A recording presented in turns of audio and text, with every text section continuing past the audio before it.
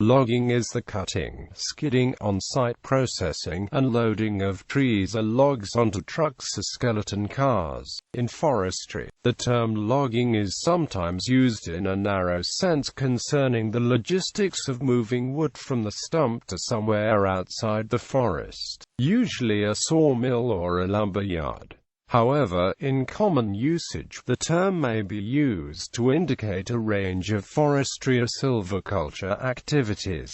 Illegal logging refers to what in forestry might be called timber theft by the timber mafia. It can also refer to the harvesting, transportation, purchase, or sale of timber in violation of laws. The harvesting procedure itself may be illegal, including using corrupt means to gain access to forests, extraction without permission from a protected area, the cutting of protected species, or the extraction of timber in excess of agreed limits. Clear-cut logging is not necessarily considered a type of logging but a harvesting or silviculture method, and is simply called clear-cutting or block cutting. In the forest products industry, logging companies may be referred to as logging contractors, with the smaller, non-union crews referred to as jippo loggers. Cutting trees with the highest value and leaving those with lower value, are often diseased or malformed trees, is referred to as high grading. It is sometimes called selective logging, and confused with selection cutting, the practice of managing stands by harvesting a proportion of trees. Logging usually refers to above-ground forestry logging.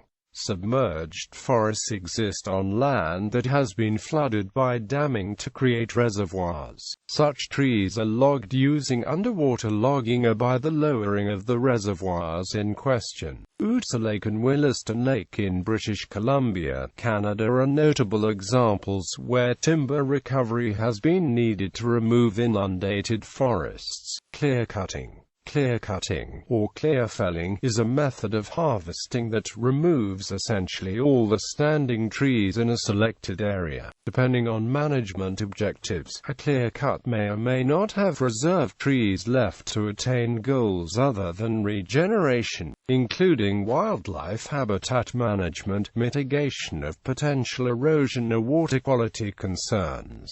Silviculture objectives for clear-cutting, and a focus on forestry distinguish it from deforestation. Other methods include shelterwood cutting, group selective, single selective, seed tree cutting, patch cut, and retention cutting.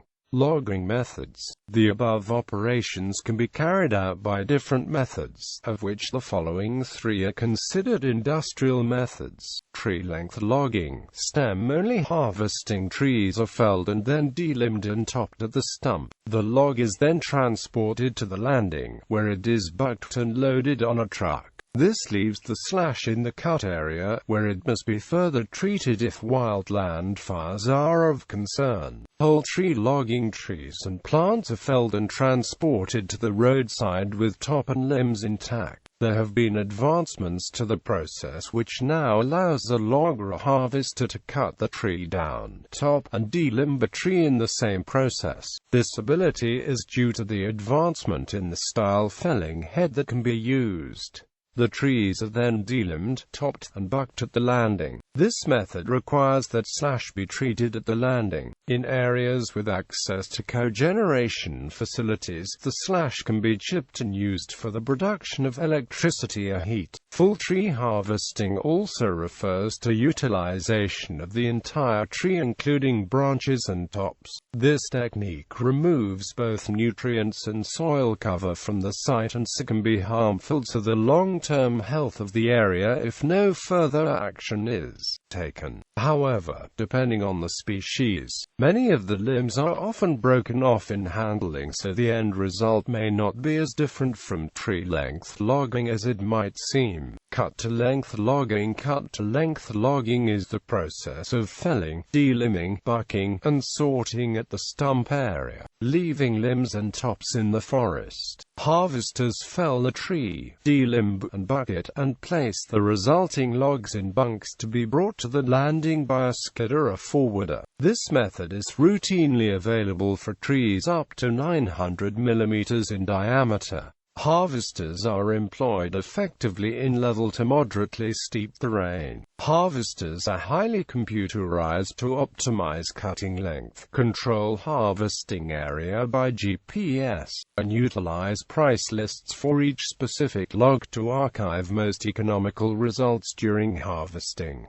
Transporting logs. Felled logs are then generally transported to a sawmill to be cut into lumber, to a paper mill for paper pulp, or for other uses, for example, as fence posts. Many methods have been used to move logs from where they were cut to a rail line or directly to a sawmill or paper mill. The cheapest and historically most common method is making use of a river's current to float floating tree trunks downstream, by either log driving or timber rafting, to help herd the logs to the mill. In 1960, the Alaskan Lumber and Pulp Mill had a specially designed boat that was constructed of 1.5-inch steel. In the late 1800s and the first half of the 1900s, the most common method was the high wheel loader, which was a set of wheels over 10 feet tall that the logs were strapped beneath. Oxen were at first used with the high wheel loaders, but in the 1930s tractors replaced the oxen. In 1960, the largest high wheel loader was built for service in California, called the Bunion Buggy. The unit was self-propelled and had wheels 24 feet high and a front dozer blade that was 30 feet across and 6 feet high. Log transportation can be challenging and costly since trees are often far from roads or watercourses. Road building and maintenance may be restricted in national forests or other wilderness areas since it can cause erosion in riparian zones. When felled logs sit adjacent to a road, heavy machinery may simply lift logs onto trucks.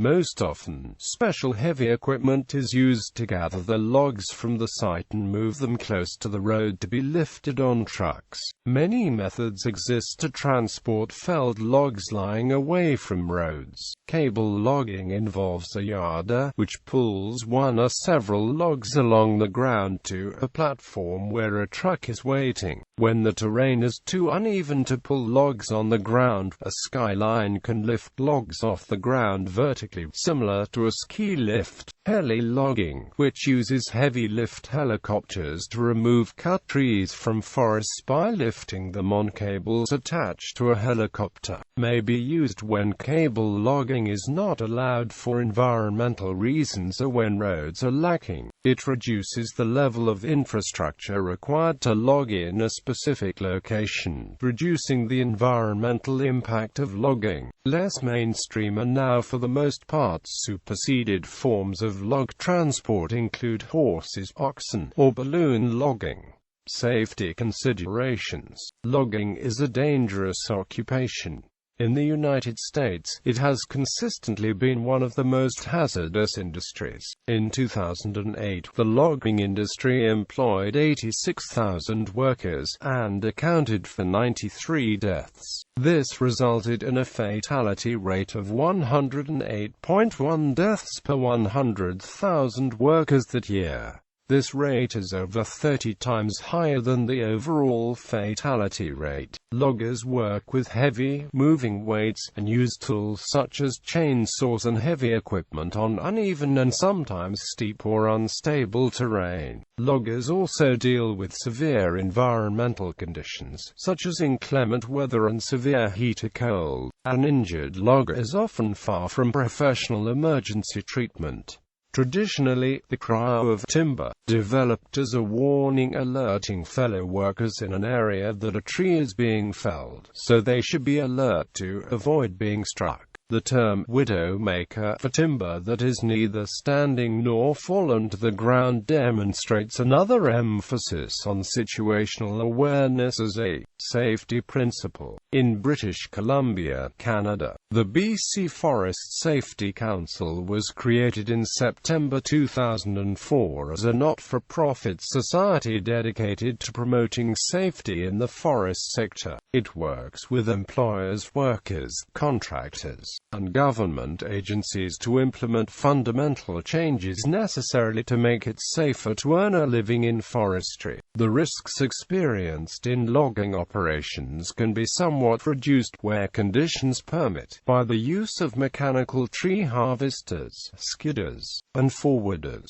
Madagascar, a rosewood logging controversy. In 2009, controversy arose surrounding the intensification of rosewood logging in Madagascar's national parks. Logging was linked to criminal syndicates that laundered rosewood logs through Reunion and Mauritius before transporting timber to China for processing. Finished wooden furniture was then shipped to Europe and the United States. In November 2009, Gibson Guitar Corporation in Nashville was raided by federal authorities for its alleged use of illegally sourced rosewood. The case was settled on August 6, 2012, with Gibson admitting to violating the Lacey Act and agreeing to pay a fine of $300,000 in addition to a $50,000 community payment. Gibson also forfeited the wood seized in the raids, which was valued at roughly the same amount as the settlement. In March 2010, the Malagasy government finally announced a ban of the rosewood export for a period between 2 and 5 years, while as of December 2015, Raliva B. Boremise, the Minister of Environment, Ecology, Sea and Forests, is working on a case where rosewood were in transit at Singapore and bound for Hong Kong.